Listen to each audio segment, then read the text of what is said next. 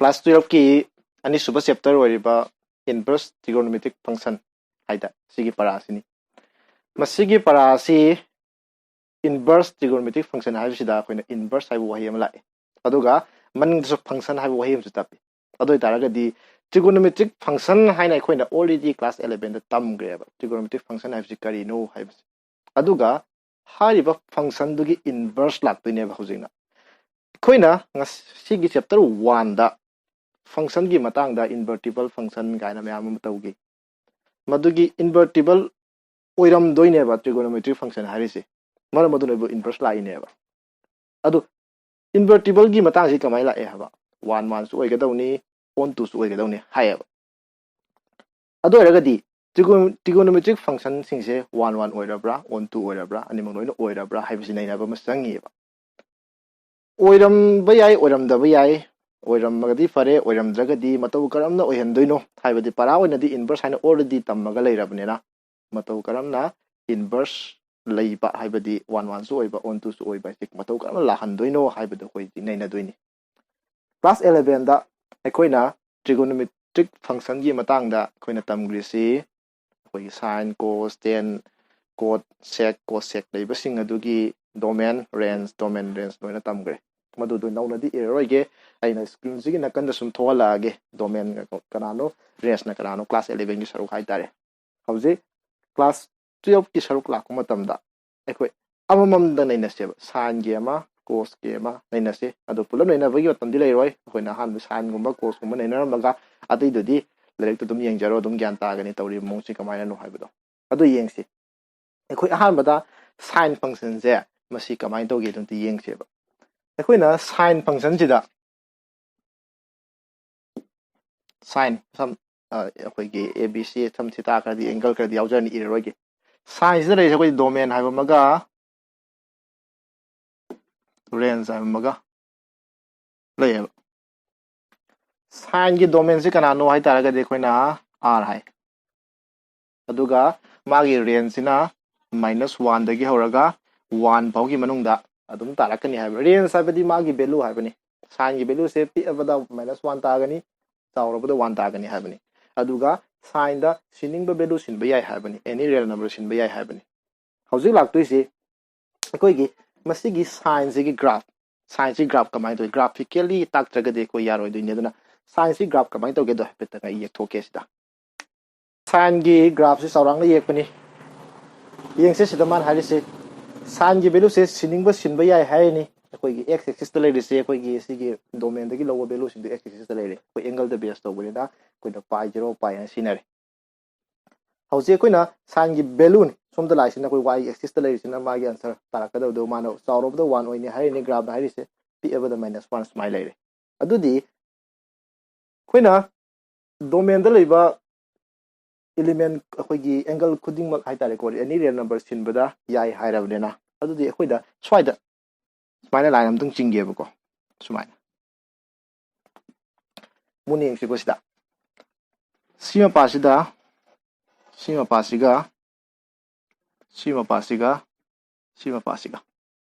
aina arrow kap thari ba passing je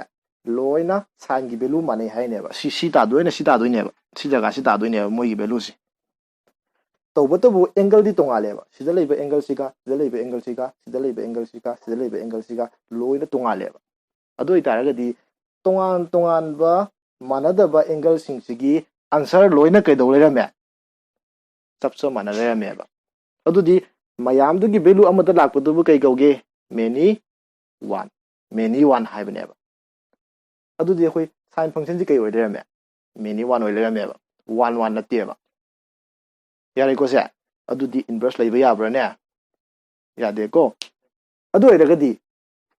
range ka khoi gi domain gi se khara pithan kha sange ma si pola hol no radi magi value mana ba jaga me am yawne ba adu di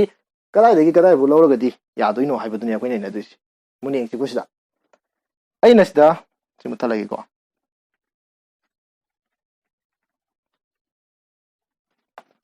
smile tuk sing smile sidagi hauraga sibause aina sida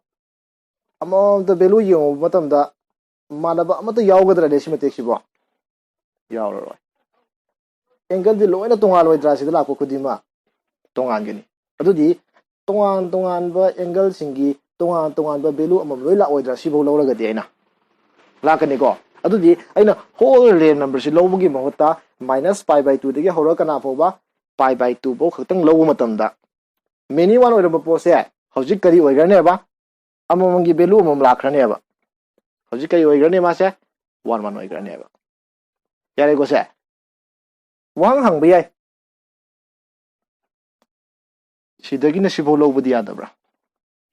ꯁꯤꯁꯨ ꯍꯪꯕ ꯌꯥꯗ꯭ꯔꯣ ꯁꯤꯁꯨ ꯌꯦꯡꯉꯨꯅꯦ ꯇꯣꯉꯥꯟ ꯇꯣꯉꯥꯟꯕ ꯚꯦꯂꯨꯁꯤꯡꯁꯤꯒꯤ ꯑꯩꯈꯣꯏꯒꯤ ꯑꯦꯛꯁꯀꯤ value ꯇꯣꯉꯥꯟ ꯇꯣꯉꯥꯟꯕꯒꯤ ꯃꯥꯒꯤ ꯇꯣꯉꯥꯟ ꯇꯣꯉꯥꯟꯕ ꯏꯃꯦꯖ ꯂꯩꯇ꯭ꯔꯣ ꯑꯗꯨꯗꯤ ꯁꯤꯁꯨ ꯂꯧꯔꯗꯤ ꯑꯩꯈꯣꯏ ꯑꯗꯨꯝ ꯃꯦꯅꯤ 1 1 ꯑꯣꯏꯖꯗ꯭ꯔꯅꯦ ꯑꯗꯨꯗꯤ ꯑꯩꯈꯣꯏ ꯁꯤ ꯂꯧꯗ꯭ꯔꯒ ꯁꯤ ꯂꯧꯔꯤ ꯀꯩꯒꯤꯅꯣ ꯌꯥꯏꯀꯣ ꯃꯔꯝꯗꯤ ꯂꯩꯇꯦ ꯇꯧꯕꯇꯕꯨ ꯑꯩꯈꯣꯏꯅ ꯁꯤꯗ ꯂꯧꯔꯁꯨ ꯌꯥꯏ ꯁꯤꯗ ꯂꯧꯔꯁꯨ ꯌꯥꯏ ꯂꯧꯅꯤꯡꯕ ꯖꯒꯥꯗ ꯂꯧꯔꯁꯨ ꯌꯥꯏꯑꯕꯀꯣ ꯑꯩꯈꯣꯏꯅ ꯁꯤꯗ ꯂꯧꯔꯤꯁꯤ ꯀꯩ ꯀꯧꯏ ꯍꯥꯏꯕ ꯃꯇꯝꯗ ꯑꯩꯈꯣꯏ ꯄ꯭ꯔꯤꯟꯁꯤꯄꯥꯜ ꯚꯦꯂꯨ ꯕ꯭ꯔꯥꯟꯁ ꯍꯥꯏꯔꯛꯀꯅꯦꯕ ꯁꯤ ꯃꯇꯦꯛꯁꯤꯅ ꯄ꯭ꯔꯤꯟꯁꯤꯄꯥꯜ ꯑꯣꯏꯕ ꯌꯥꯏꯀꯣ ꯃꯔꯝ ꯀꯔꯤꯒꯤꯅೋ ꯍꯥꯏꯕꯗꯤ ꯃꯔꯝꯗꯤ ꯂꯩꯇꯦ ꯌꯥꯏꯀꯣ ꯑꯩꯈꯣꯏ ꯖꯦꯅꯔꯦꯜ ꯑꯣꯏꯅ ꯁꯤ ꯀꯩ ꯑꯁꯤ ꯂꯧꯅꯗ꯭ꯔꯤ ꯂꯧꯔꯤꯁꯤ ꯀꯩ ꯁ꯭ꯋꯥꯏꯗ ꯂꯧꯔꯁꯨ ꯌꯥꯏ ꯍꯥꯏꯗꯥꯏꯅꯦ ꯌꯥꯗꯤ ꯌꯥꯏ ꯁ꯭ꯋꯥꯏꯗ ꯍꯣꯜꯂꯁꯨ ꯌꯥꯏꯑꯕ ꯑꯗꯨꯕꯨ ꯄ꯭ꯔꯤꯟꯁꯤꯄꯥꯜ ꯑꯣꯏꯕ ꯌꯥꯏꯀꯣ ꯃꯥꯒꯤ ꯚꯦꯂꯨ ꯃꯌꯥꯝꯁꯤꯒꯤ ꯃꯅꯨꯡꯗ ꯑꯃ ꯈꯪꯒꯠꯇꯣꯏꯅꯦꯕ ꯈꯪꯒꯠꯄꯗ ꯀꯅꯥ ꯈꯪꯒꯠꯂꯦꯕ -π/2 ꯗꯒꯤ ꯍꯧꯔꯒ π/2 ꯃꯌꯥꯝ ꯂꯩꯕꯗ ꯑꯃꯈꯛꯇꯪ ꯈꯜꯂꯛꯄꯗꯨꯅ ꯑꯃꯁꯤꯒꯤ ꯁ꯭ꯄꯦꯁꯤꯐꯤꯛ ꯑꯣꯏꯕ ꯅꯦꯝꯁꯤ ꯀꯩ ꯀꯧꯔꯤꯅꯦꯕ ꯄ꯭ꯔꯤꯟꯁꯤꯄꯥꯜ ꯚꯦꯂꯨ ꯕ꯭ꯔꯥꯟꯁ ꯍꯥꯏꯅ ꯀꯧꯔꯤꯅꯦ ꯃꯇꯦꯛꯁꯦ ꯌꯥꯏꯀꯣ ꯑꯗꯨꯅ ꯍꯧꯖꯤꯛꯁꯦ ꯗꯣꯃꯦꯟꯁꯤꯅ ꯀꯅꯥ ꯑꯣꯏꯔꯗꯤ ꯍꯥꯏꯕ -π/2 ꯗꯒꯤ ꯍꯧꯔꯒ ꯀꯅꯥ ꯐꯥꯎꯕ π/2 ꯐꯥꯎꯒꯤ ꯂꯧꯔꯕ ꯑꯗꯨ ꯑꯣꯏꯔꯒꯗꯤ ꯃꯦꯅꯤ 1 ꯑꯣꯏꯔꯝꯕ ꯄꯣꯠꯁꯤ ꯀꯔꯤ ꯑꯣꯏꯒ꯭ꯔꯅꯦꯕ 1 1 ꯑꯣꯏꯕ ꯉꯝꯈ꯭ꯔꯅꯦꯕ ꯌꯥꯏꯀꯣ ꯑꯗꯨꯗꯤ ꯑꯣꯟ ꯇꯨꯗꯤ ꯃꯁꯥꯏ ꯑꯣꯏꯖꯩ ꯁꯤꯗ ꯂꯩꯕ ꯈꯨꯗꯤꯡꯃꯛꯀꯤ ꯄ꯭ꯔꯤꯃꯦꯁ ꯑꯗꯨꯝ ꯂꯩꯖꯩꯑꯕ ꯂꯣꯏꯅ ꯑꯣꯟ ꯇꯨꯗꯤ ꯃꯁꯥꯏ ꯑꯣꯏꯖꯕꯅꯦꯀꯣ ꯑꯗꯨꯅ ꯑꯩꯈꯣꯏꯒꯤ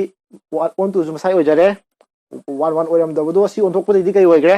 1 1 ꯑꯣꯏꯈ꯭ꯔꯦ ꯑꯗꯨꯗꯤ ꯁꯥꯏꯟꯒꯤ ꯐꯪꯁꯟꯁꯦ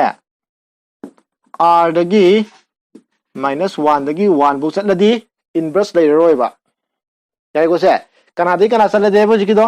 -π/2 ꯗꯒꯤ ꯍꯧꯔꯒ ꯀꯅꯥꯗ π/2 ꯁꯤꯗꯒꯤ ꯀꯅꯥ ꯆꯠꯂꯕ -1 ꯗꯒꯤ 1 ꯐꯥꯎ ꯆꯠꯂꯦ ꯍꯥꯏꯅ ꯑꯩ ꯗꯣꯃꯦꯟꯁꯦ ꯆꯦꯟꯖ ꯇꯧꯊꯣꯛꯄ ꯍꯥꯏꯇꯥꯔꯦ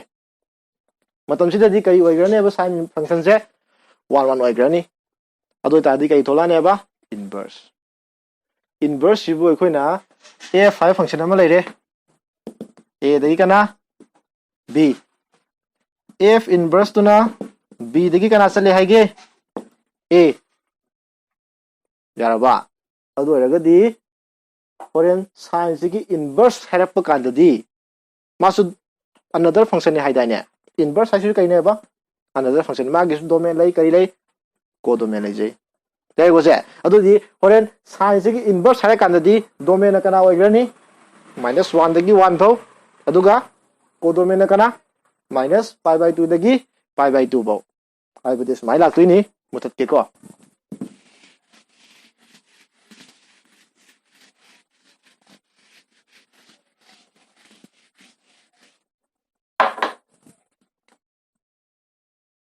ꯁꯥꯏꯟ ꯏꯟꯚꯔꯁ ꯍꯥꯏꯔꯤꯅꯤꯀꯣ -1 ꯄꯋꯥꯔ ꯀꯥꯕꯁꯦ ꯁꯤꯒꯤ ꯃꯥꯒꯤ ꯀꯩ ꯂꯩ ꯍꯥꯏꯕ ꯗꯣꯃꯦꯟ ꯂꯩꯗꯣꯏꯅꯤ ꯑꯗꯨ ꯀꯩ ꯂꯩꯗꯣꯏꯕ ꯃꯥꯒꯤꯁꯨ ꯔꯦꯟꯖ ꯑꯗꯨꯝ ꯍꯥꯏꯔꯤꯁꯤ ꯚꯦꯂꯨ ꯂꯣꯏ ꯐꯪꯗꯣꯏꯅꯦ ꯑꯩꯈꯣꯏ ꯌꯥꯏꯀꯣ ꯑꯗꯨꯒ ꯑꯩꯈꯣꯏꯅ ꯁꯤꯒꯤ ꯑꯅꯗꯔ ꯄ꯭ꯔꯤꯟꯁꯤꯄꯥꯜ ꯚꯦꯂꯨ ꯀꯩ ꯀꯧꯋꯦꯕ ꯕ꯭ꯔꯥꯟꯁ ꯁꯤꯁꯤ ꯑꯅꯗꯔ ꯅꯦꯝꯗ ꯀꯩ ꯀꯧꯕ ꯄ꯭ꯔꯤꯟꯁꯤꯄꯥꯜ ꯚꯦꯂꯨ ꯕ꯭ꯔꯥꯟꯁ ꯍꯧꯖꯤꯛ ꯄ꯭ꯔꯤꯟꯁꯤꯄꯥꯜ ꯀꯧꯕꯩ ꯃꯔꯝ ꯈꯪꯉꯦꯀꯣ ꯁꯤꯒꯨꯝꯕ ꯏꯟꯇꯔꯚꯦꯜꯁꯦ ꯁꯤꯒꯨꯝꯕ ꯃꯆꯥ ꯃꯆꯥ ꯃꯌꯥꯝ ꯑꯃ ꯂꯧꯕ ꯌꯥꯏꯑꯕ ꯌꯥꯔꯤꯗꯨ ꯃꯌꯥꯝꯗꯨꯒꯤ ꯃꯅꯨꯡꯗ ꯑꯩꯈꯣꯏꯅ ꯁꯤ ꯈꯟꯒꯠꯂꯤꯅꯦꯕ ꯁꯤ ꯈꯟꯒꯠꯂꯤꯕ ꯄꯣꯠꯁꯤ ꯀꯩ ꯀꯧꯋꯦꯕ ꯄ꯭ꯔꯤꯟꯁꯤꯄꯥꯜ ꯚꯦꯂꯨ ꯕ꯭ꯔꯥꯟꯁ ꯀꯧꯋꯦꯕ ꯌꯥꯔꯦꯀꯣ ꯑꯗꯨꯗꯤ ꯄ꯭ꯔꯤꯟꯁꯤꯄꯥꯜ ꯚꯦꯂꯨ ꯕ꯭ꯔꯥꯟꯁ ꯍꯥꯏꯅ ꯔꯦꯟꯖ ꯍꯥꯏꯔꯤꯅꯤꯀꯣ ꯑꯗꯨ ꯃꯇꯝꯁꯤꯗ ꯑꯣꯟꯊꯣꯛꯅꯈꯤꯔꯣꯏꯗ꯭ꯔꯅꯤꯁꯦ ꯀꯩ ꯑꯣꯏꯔꯅꯦꯕꯁꯦ -1 ꯗꯒꯤ 1 ꯐꯥꯎꯁꯤꯅ ꯀꯔꯤ ꯑꯣꯏꯒ꯭ꯔꯅꯤ ꯗꯣꯃꯦꯟ ꯑꯗꯨꯒ ꯔꯦꯟꯖꯇꯅ ꯀꯅꯥ ꯑꯣꯏꯔꯦꯕ -π/2 ꯗꯒꯤ ꯀꯅꯥꯗ π/2 ꯁꯨꯃꯥꯏꯅ ꯑꯩꯈꯣꯏ ꯑꯁꯤꯒꯤ ꯀꯩ ꯃꯔꯝꯒꯤ ꯀꯃꯥꯏꯅ ꯇꯧꯔꯒ ꯏꯟꯚꯔꯁ ꯂꯥꯛꯍꯜꯂꯤꯅꯣ ꯌꯥꯏꯀꯣ ꯀꯔꯤꯒꯤ 1 ꯃꯦꯅꯤ 1 ꯑꯣꯏꯔꯝꯕꯗꯣ 1 1 ꯀꯃꯥꯏꯅ ꯂꯥꯛꯈꯤꯅꯣ ꯀꯥꯏꯅ ꯗꯥꯏꯒ꯭ꯔꯥꯃꯤꯀꯦꯂꯤ ꯇꯥꯛꯄꯁꯦ ꯃꯁꯤ ꯑꯦꯛꯖꯥꯝꯒꯤꯗꯃꯛꯇ ꯏꯝꯄꯣꯔꯇꯦꯟ ꯑꯣꯏ ꯍꯥꯏꯕ ꯅꯠꯇꯦ ꯑꯟꯗꯔꯁꯇꯦꯟꯗꯤꯡꯒꯤꯗꯃꯛꯇꯅꯤ ꯌꯥꯏꯀꯣ ꯑꯗꯨꯅ ꯃꯌꯥꯝ ꯑꯃ ꯑꯩ ꯀꯣꯁꯀꯤꯁꯨ ꯇꯥꯛꯄ ꯌꯥꯏ ꯑꯗꯒꯤ 10ꯒꯤꯁꯨ ꯃꯌꯥꯝ ꯑꯃ ꯂꯩ ꯂꯥꯏꯔꯤꯛꯇꯁꯨ ꯂꯣꯏꯅ ꯐꯖꯅ ꯄꯤꯕꯅꯤ ꯌꯥꯏꯀꯣ ꯑꯗꯨꯅ ꯌꯦꯡꯉꯣ ꯂꯥꯏꯔꯤꯛꯇ ꯄꯨꯂꯞ ꯑꯦꯛꯁꯄ꯭ꯂꯦꯟ ꯇꯧ ꯂꯩꯔꯒꯗꯤ ꯑꯩꯈꯣꯏ ꯑꯗꯨꯝ ꯀꯨꯏꯅ ꯆꯪꯗꯣꯏꯅꯤ ꯌꯥꯔꯦꯀꯣ ꯑꯗꯨꯅ ꯁꯤꯒꯤ ꯃꯑꯣꯡꯁꯤꯗ ꯂꯣꯏ ꯂꯥꯛꯇꯣꯏꯅꯤ ꯑꯗꯨ ꯑꯣꯏꯇꯥꯔꯒꯗꯤ ꯍꯧꯖꯤꯛ ꯀꯅꯥꯒꯤꯁꯨ cos inverse ꯍꯥꯏꯕ ꯑꯃꯁꯨ ꯂꯩꯔꯝꯃꯅꯤ kana tan inverse ꯂꯩꯔꯝꯃꯅꯤ cot inverse ꯂꯩꯔꯝꯃꯅꯤ sec inverse kana cosec inverse ꯌꯥꯏꯀꯣꯁꯦ ꯃꯗꯨ ꯃꯌꯥꯝꯗꯨꯁꯨ ꯀꯩ ꯂꯩꯔꯝꯒꯅꯦꯕ domain ꯍꯥꯏꯕ ꯑꯃꯒ range domain range ꯂꯣꯏꯅ ꯊꯣꯛꯂꯛꯀꯅꯦꯕ ꯌꯥꯏꯀꯣꯁꯦ lower ꯀꯥꯡꯕꯨꯒꯤꯗꯤ ꯁꯤꯒꯤ domain ꯒ range ꯀ ꯇꯧꯕꯗꯣ ꯁꯤ ꯅꯥꯀꯟꯁꯤꯗ ꯑꯩꯈꯣꯏ ꯊꯣꯛꯍꯜꯂꯛꯑꯒꯦ ꯌꯦꯡꯕꯤꯔꯣ ꯅꯥꯀꯟꯁꯤꯗ ꯑꯗꯨꯒ मथंग लाक्तोइसिना प्रिंसिपल वैल्यू है हजिकी प्रिंसिपल वैल्यू ब्रांच हाइदुना रेंज ओनेको प्रिंसिपल वैल्यू है प्रिंसिपल वैल्यू सिना कमाइन तौई हाइबा तंदा हजिकी एखोगी इनवर्स ट्रिगोनोमेट्रिक फंक्शन की वैल्यू पुथोकपा कांदा मागी रेंज अमा पीगो मसाइ होय नकंदा रेंज हाइ लेको रेंज तुगी मनुंग ताबा वैल्यू हाइतारे मदुगी वैल्यू खुदिमा कई गोयबा प्रिंसिपल वैल्यू कवेबा प्रिंसिपल वैल्यू की ब्रांच की मनुंग ताबा रेंज की कई पार्ट ताबा रेंज की प्रिंसिपल वैल्यू ब्रांच हाइतारे लेगोसे मदुगी मनुंग ताबा वैल्यू खुदिमक से कई गोयबा प्रिंसिपल वैल्यू का वेबा ताई वजा दो खोय हुजिक अहान बे एक्सरसाइज से प्रिंसिपल वैल्यू पुथोकपनेबा खोगी अहान बनोगी 2.1 हाइ तारे यारे गोसा मदु पुथोकप कांदा क्लास 11 की कांसेप्ट मसा मतंग दिसंगी करी मसा कलम कांसेप्ट नो हाइ तारागदी हाइफेट आई रिमाइंड तौगे खोइना क्वाड्रेंट बरी खगले फर्स्ट सेकंड थर्ड फोर्थ हाइना क्वाड्रेंट बरी खगले यारे गोसा क्वाड्रेंट की मतुंगिना खोगी ट्रिगोनोमेट्रिक फंक्शन सिंसे मागी वैल्यू लेयब लोइना आइना सिते इरोके को कमाइन जिफा पुदोइनो आइना सिता all sin tan cos यंगी को all हाइबो जगह सिना लोइना पॉजिटिव ओइ हाइबा all अरैबो खुदिमा यारे को से sin हाइरगना sin गा मागी इनवर्स कनानो cosec यारे को से मखोय अनिदि पॉजिटिव ओइनी अदुगा लेमहौरिबा खैदुना नेगेटिव ओइनेबा वैल्यू दुनिको सिजना मुक 10 मागी रेसिप्रोकल कना cot मखोय अनि खक्तन कई ओइनेबा पॉजिटिव ओइनी अदुगा लेमहौरिबा खैना कई ओइनेबा नेगेटिव सिना cos मागी रेसिप्रोकल कना sec यारे को से मखोय अनि खक्तन कई दोबा पॉजिटिव ओइनी अदुगा लेमहौरिबा खैना कई ओइनेबा नेगेटिव हाइदि सिदा पल्ली बसिंगसिना पॉजिटिव ओइरनी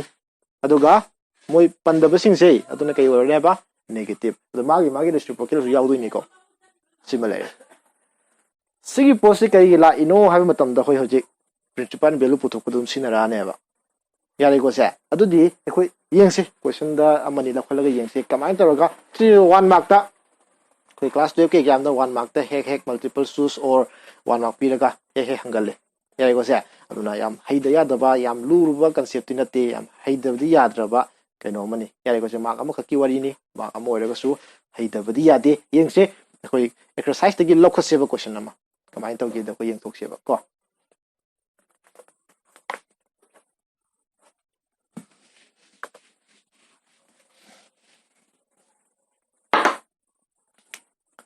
एक्सरसाइज की क्वेश्चन नंबर 1 दगिना लैबदी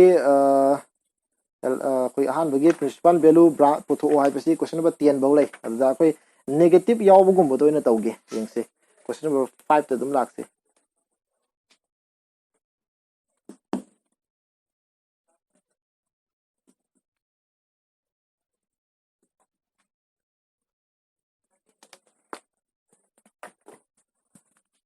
क्वेश्चन नंबर 5 ता हाइसे सिगी प्रिंसिपल वैल्यू पुथोसने प्रिंसिपल वैल्यू हाइसे कई नो तारे मान हाइसे cos कया दा क्या ताबा -1/2 ताबा हंगिनेबा cos इनवर्स नतेगो cos कया दा क्या ताबा -1/2 ताबा सि क्या नो हंगिनेबा समना cos कया दा -1/2 ताबा बिसि मसिंग थिंगम दा इनफाइनाइट मेनी नंबर ऑफ लयेबा कोई एंगल से -1/2 ताबा मदुगी मनुंगदा प्रिंसिपल ओइबा हाइबनेबा प्रिंसिपल ओइबा हाइरगदी एखोइना करी हाइबा cos इनवर्स की रेंज टू द यावने हाइबा नत्रो range of principal value branch हाइगिबदो अदुदी एखोइना येंगसे अहान बदा स्वाइन तौसिबको लेट हाइरगा cos इनवर्स होय पुथोक्तिनिको मागी वैल्यू पुथोक्तिनिको मागी वैल्यू से कई लौसेबा कोइना x लौसेबा अदु कना पुथोक्तिनेबा x पुथोक्तिनेबा यारेको से अदुदी एखोइना स्वाइन अमा लै सुम कंसेप्ट स्वाइन से असि इक्वल टू वांग बदा खरदी cos इनवर्स मांगिनी काइना अदुगुम रूल दि नत्ते तबो कोई होटपगी ओइनदि केदोबा इक्वल टू वांग खरदी केदोबा इनवर्स मांगिनी चसेबदो तसेबदि मदु नत्तेको बोथ साइड ता cos ने इनटू तौरे काइ लाक्तोइनी यारे को से अदु म्याम तो लोइना समझलसे अखोइगिदि सी इक्वल टू वांगबदा हेक चटपदा cos इनवर्स से कई ओनगिरनेबा cos अदु क्या लानी cos x इक्वल टू सुमदना कना ले होरनी minus 1/2 minus क्या 1/2 यारे को से हौजी लाक्तोइसे equal to cos क्या दा 1/2 ताई हाना खंगसे क्या ताई cos क्या दा 1/2 ताई cos 60 दा यारे को से cos 60 दा 1/2 ताई है कोई ये क्लास कोई 10 दगी सुम याव लाको पोने मदुगी 60 क्या ताई 45 क्या ताई है कोई दुदि नोंग तमरोय यारे को से तो बतबु value हिदा कई यारोंगेबा माइनस है यारोंद्रा अदु दिंग सागी अइना सुमाइना पीगिबदो all करी sin 10 cos यारे को से सिदा cos ना माइनस ताबा जगह सी कदाइ दनो थीबा म संगद्रो संगेबा अजि माइनस म यारोइ नेना अदुदी cos पंदबा जगह दु नत्रो माइनस तादुइ सिबो अदुदी फर्स्ट क्वाड्रेंट का फोर्थ क्वाड्रेंट का दी cos पलमनी सिददी कई लोनि कई ओरमनी पॉजिटिव ओरमनी करा खतंग आइबा सिगा सिगा सिददी कई ओइनेबा cos कई ओइनेबा अनि सिदा नेगेटिव ओइजरनेबा अनि मक्ति पुथोकपदि यारोय लोइ लेबा सिदसु क्या ताबा -1/2 ताबा लई सिदसु क्या ताबा लई -1/2 ताबा लईबा याय गोसे अखोइना करम मनो लौदुइसे हाइबसि लाकांददि ngसागी प्रिंसिपल वैल्यू ब्रांच तु येंगनेबा cos की नखोइना हाइना व्यूअर सिंग हाइरगना इन नकंद टेबल अमंग ngसाइ तारलप टेबल अम उतकनि हाइबदो मदुदा इन उतकिबदो ओइदुइनी हाइबदि cos इनवर्स से कनादगी कना चली यारे गोसे cos इनवर्स से कनादगी कना चली हाइबा मतमदा -1 सिदगी हौरगा सुमाइन अमा लैबनी यारे गोसे सी ngसागी उतपदसु यावग्रबनी बै लेक्तु सुतुम येंगो यारे गोसे होरेन सिगी x की वैल्यू से सी उ फंगब्रा सिगी मनुंग तागदौने 0 दगी ना पाई पाई हाइबसी काने हबा 180 डिग्री नत्रो अदो हेरगदी सिना 0 नत्रा सिदगी हौरगा सिगी मनुंग तागदौने हबा अकोइना पुथुए वैल्यू दो अदोदी सी योहनबा यादिब्रा यादि यारे गोसे अदो क्लास 11 की द मैम अमा कंसेप्ट पुदि मैम अमा संगी कोइना cos ओइगेरा sin ओइगेरा tan ओइगेरा पाई की मल्टीपल दगी प्लस माइनस तो बसे cos ओरसु cos तुम लई sin ओरसु केदोबा sin अदुम ओयर लई हाइना क्लास 11 द यावबनी अदुगा पाई बाय 2 की ओड मल्टीपल द प्लस माइनस तौरगना केदोबा cos तो न करी ओनगिबा sin tan न करी ओनबा cot हाइना ओनथों ओनसिन खरा क्लास 11 द यावबनी मदुई कंसेप्ट मसा आमसु संगे को यारे को से अदु आइनु जे हाइदु काय हबा पाई की मल्टीपल ओरदी होंगदे हाइबनेबा cos लेरमसु कना दुम लेबा cos sin लेरमसु कना लेबा sin यारे को से अदुदी आइना हाइनिंग से सिनेबा आइना cos हाइना थमदोरेबा cos क्या दा 1/2 तायबा 60 60 हाइबसि पाई बाय 3 नत्रो पाई बाय 3 यारे को से अदु तसेंबदी cos क्या थमदोइनेबा पाई बाय कना 3 थमदोइनेबा यारे को से अदुबु मसिगी पाई बाय 3 हाइसिदी फर्स्ट क्वाड्रेंट नेबा चुमेको 60 डिग्री से फर्स्ट क्वाड्रेंट लेद्रो अखोइना पामिना करम क्वाड्रेंट पाम्बा सेकंड क्वाड्रेंट पामेबा सेकंड क्वाड्रेंट हाइसु 180 दि खादोक दोइ नत्रो माइनस तौदि नत्रो माने को अदु तारगा दिस एंगल पुल अप से कनादि माइनस तौनेबा पाई दि माइनस तौरनेबा यारे को से हजि हारे पाई दि माइनस तौबनेना होरेन पाई मांगहन गे हाइसु cos कनादुम लाकनेबा पाई बाय 3 होंगोयबा पाई की मल्टीपल ओरिंखैदि होंगोयबा यारे को से अइना हाइदि समना हाइरबनी यारे को से तसेंबदी क्लास 11 द लोइना फतना डिटेल ओइना तमगदो पोनेबा मसिमा यारे को से कइगुम्बा ज्ञान अखोइ व्यूअर सिंग दारगना ज्ञान सी ज्ञान तारो दबोरगना मसी के तोंगान वीडियो म सेमक्तोइनी अदु कमेंट हाइरक्तरगा दे खंगरो कमेंट दुम हाइबिरो यो अदुदी implies cos x equal to cos सी क्या तारे 2 पाई बाय क्या 3 सिदे दुम x क्या तारे खंगे x equal to क्या 2 पाई बाय क्या 3 ताई सुम खंगेबा यारे को से मसीगी हाइ 2 पाई बाय 3 नतबा तो पोसु म्याम लेरिबा तबो तबु 2 पाई बाय 3 से कना के मनों लेयबा 0 दगी कना पाई फाउ की मनों दलैयबा मरम अदुना सि कई कौरिने बा प्रिंसिपल वैल्यू कौरिने बा यारे को से सिना कोस की मतंग नि एग्जांपल अमगा मु येंगसे यारे को से अनि अनि ने से हजिके थ्योरी की पार्टी याम कने यावदे बा हन बगिदि example the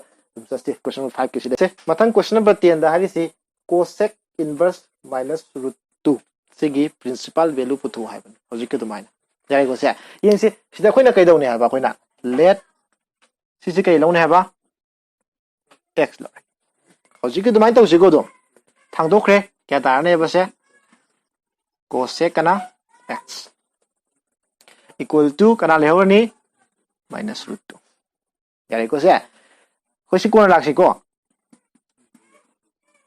cosec x equal to cosec क्या द root 2 ताई हाइ बसिने लाक्तुसि cosec क्या द ताई cosec के sin sin क्या द 1 by root 2 ताई sin क्या द ताई 45 ताद्रो ताई को अदुदि inverse ने हाइदाइने मोइनि दे अदु मागिसु 45 तारा मोइद्रा तुम्हारे तुम्हारे जिम्मा पुगे सुई है पुलो फाद रहेगा सु यारे को से हजिक से cosec क्या द root 2 ताई है बा 45 ता